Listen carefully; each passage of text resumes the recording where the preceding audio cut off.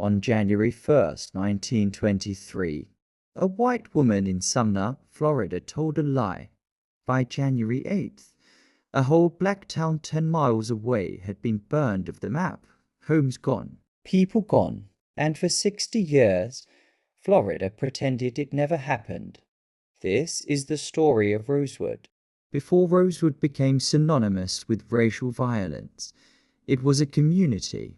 Black families owned homes and businesses. There was a church, a school, a Masonic hall, and a train depot. It wasn't a wealthy town, but it was established, self-sufficient, and home to families who had built lives there over generations. About 10 miles away was Sumner, a predominantly white community built around the local lumber industry. Then, on New Year's Day, everything changed. Fannie Taylor, a white woman living in Sumner, reported that she had been attacked by a black man. The accusation spread quickly, but the story surrounding that accusation was disputed from the beginning.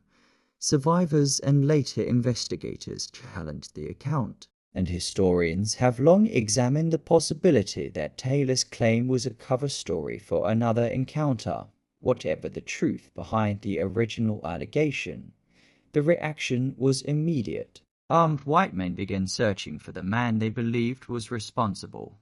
But what they did when they couldn't find him is why Rosewood disappeared. What followed was not a single violent incident. It unfolded over several days. Armed groups from surrounding areas entered Rosewood searching for the alleged suspect. Black residents began hiding wherever they could. Women and children took refuge in the woods and swamps. Others sought protection with people who were willing to help them escape. Eventually, a train was used to evacuate some of the residents, but Rosewood itself was being destroyed.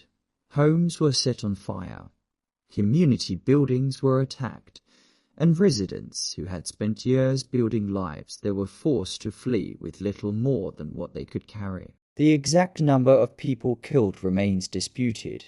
At least 8 deaths are generally documented in historical accounts, while survivor testimony has suggested that the true number may have been higher. What is not disputed is what happened to the town. By January 7th, another mob returned and burned what remained of Rosewood. The community was effectively destroyed, and the people who survived were scattered. But what happened after the violence is perhaps the most shocking part of this story. Rosewood was essentially erased on maps. It stopped appearing in newspapers. The story was forgotten in Florida schools. It was not taught. For decades, the destruction of Rosewood was not discussed as a significant event in the state's history. The survivors scattered across Florida. Many never returned. Many never spoke publicly about what they had experienced. The fear that followed them was real, and Florida moved on as if Rosewood had never existed.